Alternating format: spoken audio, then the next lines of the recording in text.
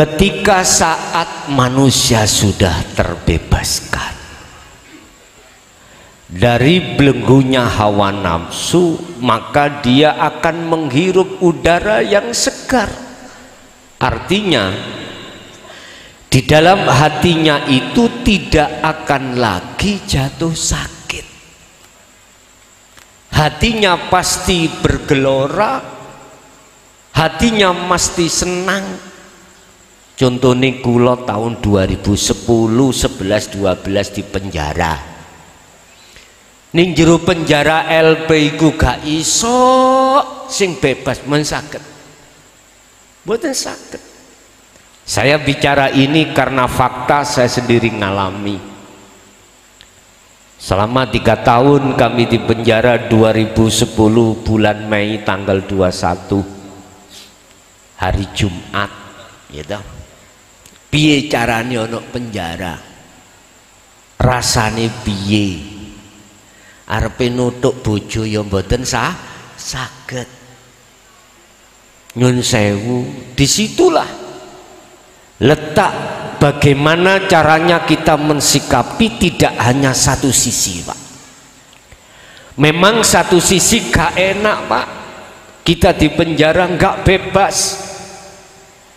Suatu waktu mau beli bakso gak bisa. Pingin ketemu anak juga nggak bisa.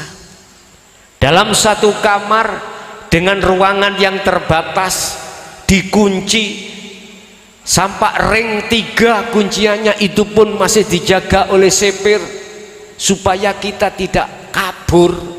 Tujuannya di situ.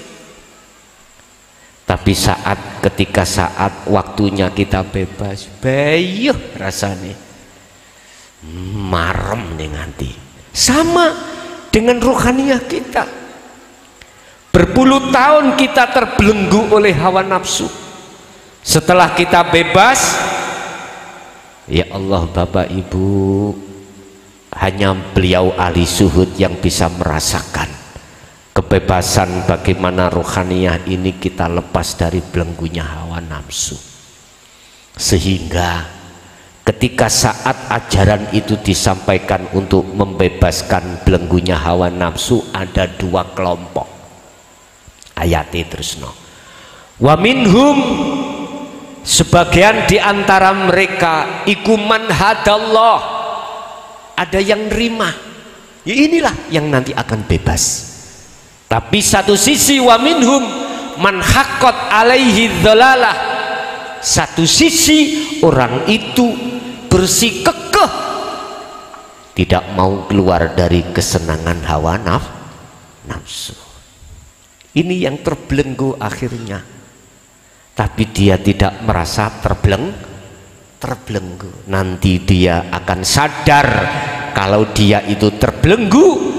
Idza jaa ajaluhum la yastaqdimuna sa'ah, ketika ajal menjemputnya baru sadar. Allah katakan, mereka katakan ketika saat waktu sudah habis,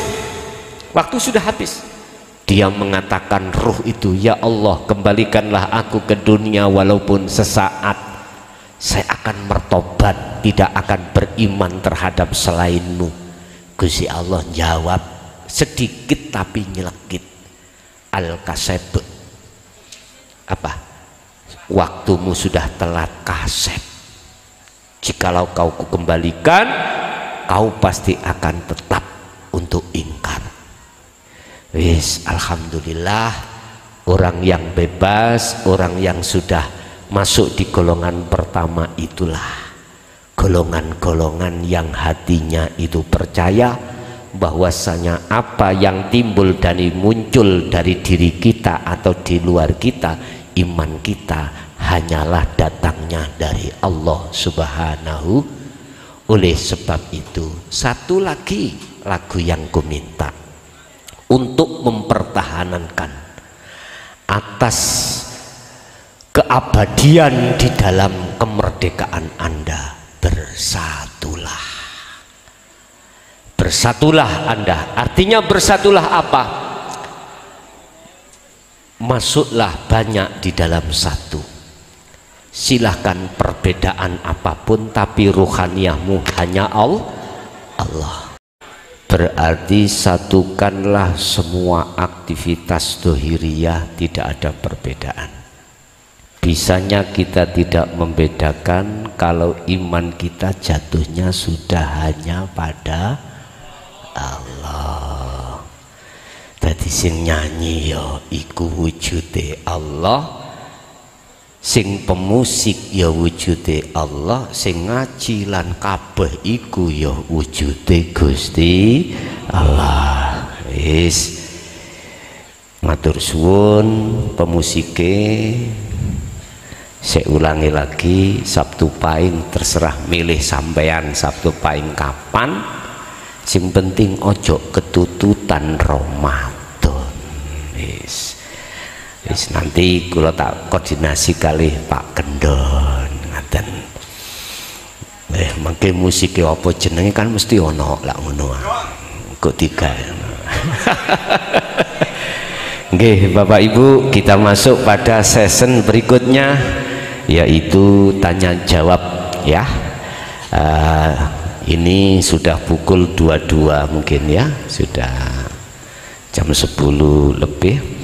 Kita masuk pada sesi tanya jawab dan dialog. Monggo, barangkali ada yang perlu ditanyakan, kami persilakan. Monggo. Yang ngeten iki kula boleh longgar, isok rokokan kanthi anteng. Nggih, monggo menawi wonten.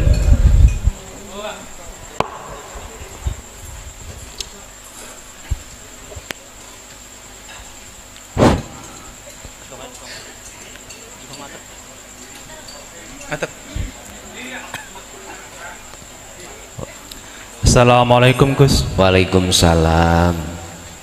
Jeneng kula Anas saking Tirta mriki. Nggih. Badhe nyuwun pirsa terkait dengan dzikir sirul asrar. Nggih. Apakah sama dzikir asrar dengan dzikir ruh utawa dzikir jawareh ingkang setunggal?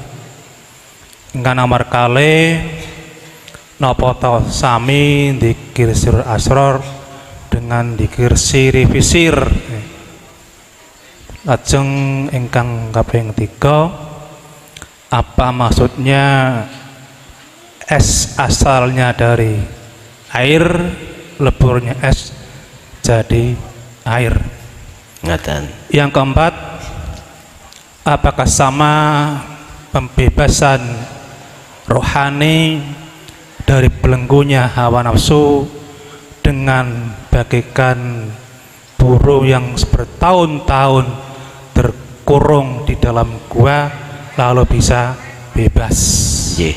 Yang terakhir, wa yahdi man yasha wa yahdilu man yasha. Pertanyaan kula, kono poto wong sing disesatan Allah Ta'ala di akhir kok masuk neraka? Nyuwun sewu. Wassalamualaikum warahmatullahi wabarakatuh. Waalaikumsalam warahmatullahi wabarakatuh. Apakah zikir sirul asrar sama dengan zikir ruh atau dijawarehkan? Sama. Ikut zikir yang harus dilakukan oleh jasmani. Wa man kana yarju liqa'a rabbih falyamal amalan sholihan. Barang siapa ruhaniyahnya itu ingin bertemu Allah, maka ruhaniyah harus melakukan zikir sirul asrar. Ruhaniyah harus melakukan perbuatan yang bagus. Yang dimaksud perbuatan bagus di sini adalah perbuatan di mana ruh itu sadar secara totalitas semua itu af'alnya Allah. Semua apa yang terjadi di dunia itu af'alnya Allah. bukan af'alnya patung itu, bukan af'alnya makhluk, bukan. Inilah yang dimaksud falyamal amalan sholihan. Sing sapa wonge barang siapa yang ingin bertemu Tuhannya, pertama harus melakukan hal ini, perbuatan yang bagus. Urusan jasmani perbuatannya bagaimana tidak diurai, karena yang bertemu Allah itu adalah ruhaniyah, bukan jasmaniyah. Ketika kullu nafsin dha'iqatul maut, jasad ini kembali ke tanah, asal dari tanah. Ruhaniyah dari hidup kembali harus pada hidup, artinya hidup itu asalnya Allah. Jenengan kan iki kan sekarang banyak manusia merasa hidup toh ya iki. Kalau kita masih merasa hidup berarti kita belum dikatakan kembali, belum. Wa inna ilaihi raji'un, itu maksudnya Bapak Ibu. Ruhaniyah ini yang menghadap pada Allah, bukan jasmani, bukan jasmani. Urusan jasmani, aktivitas apapun, yang penting ruhaniyah Anda, hati Anda kembali pada Allah. Artinya iman kembali kepada kebenaran, hanya iman pada Tuhan tersebut.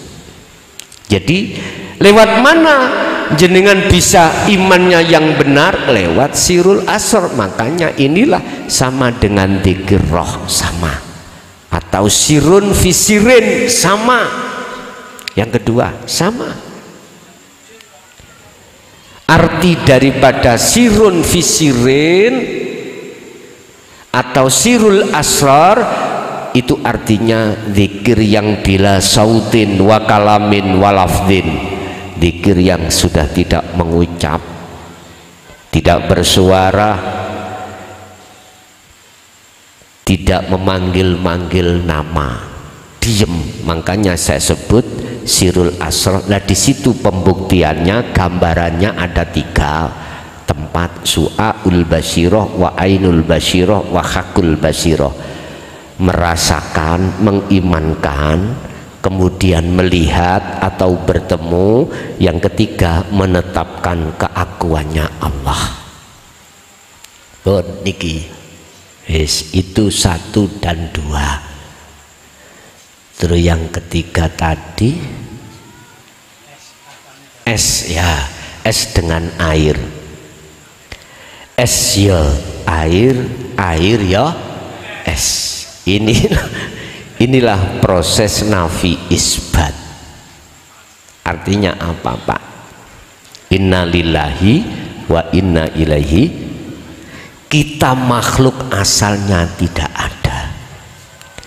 Adanya kita itu diadakan oleh yang ada. Bagaimana caranya? Itu kembali kepada ada yang sebenarnya. Otomatis kita harus kembali ke asal kita tidak ada. Ini namanya nafi. Hilangkanlah rasa keakuanmu yang berperan apapun, berperan sholat, berperan di luar sholat, contohnya menyanyi, memusik, mencangkul, apapun yang tadinya itu ada kita yang melakukan, nafikan. Nah ini, kalau ini sudah kita nafikan dari keakuan kita yang melakukan, maka isbat, menetapkan di situ keakuan Allah. Kalau sudah di situ, maka tidak ada bedanya antara es dengan air. Es yo air, air yo es. Kita menyebut Allah ya boleh, menyebut Allah ya boleh, menyebut Sang Yang Widi ya boleh, Sang Yang Sekerta ya boleh. Sing penting hatimu itu masuk pada laisa kamislihi syai'un. Makanya umat yang mendengarkan kajian ini, Pak, kajian ini tidak umat Islam saja, semua umat manusia yang hatinya sudah bisa menerima. Sebab agama yang diterima di mata Tuhan itu adalah agama yang pasrah. Anda akan bisa dikatakan pasrah wa aslimu lahu, terlebih dulu Anda harus wa anibu ila rabbikum, harus bisa kembali kepada yang ahad. Kalau sudah kembali pada yang ahad, maka dia lah yang dimaksud agama yang pasrah, agama yang mengesahkan pada Tuhan. Itulah yang disebut dinul Islam. Maksudnya Islam adalah pasrah. Anda akan bisa pasrah kalau sudah ketemu yang Anda pasrahi. Anda tidak akan dikatakan pasrah dengan benar manakala Anda belum bertemu yang Anda pasrahi. Yes. Yang keempat apa tadi? Supe saya. Yang keempat yaitu pembebasan roh dari hawa nafsu. Apakah sama burung yang bertahun-tahun terkurung di gua? Gusti Allah itu memberikan pelajaran itu tidak hanya lewat Quran yang tertulis, wahyu yang tertulis, tidak. Allah memberikan ayat atau gambaran pelajaran terhadap kita sebagai umat itu bisa dari ayat yang tercipta, yaitu alam. Alam niki, Pak. Contoh, burung yang bertahun-tahun di dalam sangkar, nggak ada bebasnya. Mau terbang yang agak tinggi juga bisa. Sama sebetulnya ruhaniyah kita itu terbelenggu dengan sifat basariyah nafsu kita. Kepingin bebas gampang, kurungane kepru ono, cek nih rusak baru manui terbang. Artini jasmania sampen iku kudu rusak, mbuh loro mbuh ya apa, nek mati roh iku terbang, iku munggu syariat. Tapi kita nggak usah menunggu itu. Yang dimaksud bebasnya ruhaniyah dari belenggu hawa nafsu adalah nafsu itu membelenggu kita lewat apa? Wazuyyina linnas, manungso iku dipaes-paesi, dibelenggu dengan apa? Syahwatud dunya. Ini kesenangan hawa nafsu. Apa kesenangan hawa nafsu kita? Hubbud dunya, kesenangan dengan kebutuhan jasmani. Ini Allah tidak melarang kita itu menjadi orang yang pangkat sampai jadi presiden, silakan. Allah tidak melarang kita itu kaya mewah dari dagangannya, berdagang, dari petaninya, atau dari lini apapun, sampai dilakoni ngingu toyol. Ada toh ngeten iki pesugihan. Ada yang sampai seperti itu. Silakan Anda mewah setinggi apapun, tapi satu hal yang harus kau ketahui, biar ruhaniyahmu itu tidak tersangkar, terbelenggu oleh nafsu. Apa? Yo, Anda harus kemana-mana pun membawa, mengasah zikir sirul asrar. Contoh siapa? Syekh Abu Hasan As-Sadzili. Beliau dunianya mewah, Pak, mewah, sehingga ada Thariqah As-Sadziliyah. Ya, beliau orang kaya yang udah, Pak, tapi mohon maaf, kekayaan itu tidak untuk dirinya, tetapi untuk umat, untuk kebutuhan umat. Lebih-lebih kebutuhan yang bernafaskan agama. Udah, misalkan ngaji ini gak di salon ya, mboten gak ada. Wis jok ngomong langsung meniti tekak norong set. Des. Loh, iku contoh fi sabilillah. Contoh mawon sekecil itu. Abu Hasan As-Sadili seperti itu. Apa yang menunjang tentang masalah umat, beliau tidak segan-segan untuk mengambilkan, karena beliau itu hanyalah dititipi Allah untuk menyalurkan. Itu namanya amanah. Innama amwalukum wa auladukum fitnah, ujian, amanah. Ini beliau. Kalau tidak hatinya terpatri, terdidik dengan sirul asrar sampai ke fana'u dzikri ma'rifat Allah, nggak mungkin. Pasti hitungan. Pak D nyambut duit 1 juta, balik piro? Ya 1.200.000. Sebab yang dihutangkan itu bukan uang laki-laki, tapi uang perempuan. Akhirnya sok mana, kadang mutu, ya tak? Tapi beliau kalau hatinya betul-betul terhadap Allah, boten mungkin. Kadang-kadang janji sakulan sampai setahun gak isok balekno, wis gak popo, wis nggon, gak usah dibalekno, sampai seperti itu. Wa may yattaqillaha yaj'al lahu makhrajan wa yarzuqhum min haitsu la yahtasib. Beliau memegang ayat ini. Iya. Dia sibuk membangun rumahnya ruhaniyah dengan bentuk takwa. Enggak mikir masalah hal itu. Tapi walaupun dia tidak mikir, apa yang dia butuhkan selalu ada. Itulah laba-laba. Gak mungkin ketika laba itu membuat rumah, turun dari rumahnya cari laler, nggak mungkin nggih.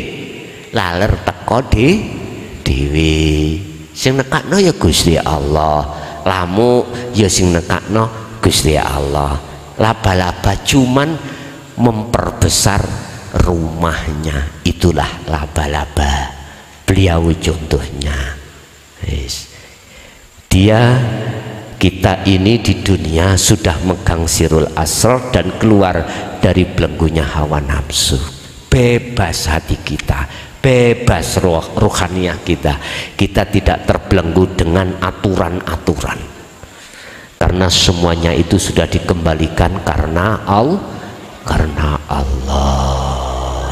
Jadi sama Pak, antaranya belenggunya nafsu terhadap ruhaniyah kita digambarkan Allah dikai pelajaran laksana burung yang terkurung dalam sangkar, dalam kurungan, nggak isoh bebas begitu.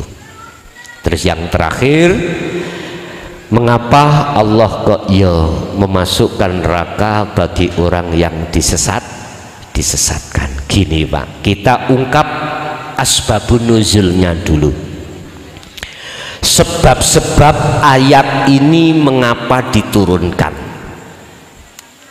Allah akan memberikan petunjuk terhadap hamba yang dikehendaki. Allah juga akan menghendaki hamba yang disesatkan. Ini ada asbabun nuzulnya, sebab-sebab turunnya ayat. Apa sebabnya? Sami'na wa atokna wa sami'na wa asainya. Artinya apa? Ketika ajaran sudah digelar oleh Allah lewat utusannya yaitu Muhammad, di situ ada 2 kelompok. Satu kelompok iku mau mendengarkan, kemudian juga taat terhadap apa yang diajarkan baginda Rasul.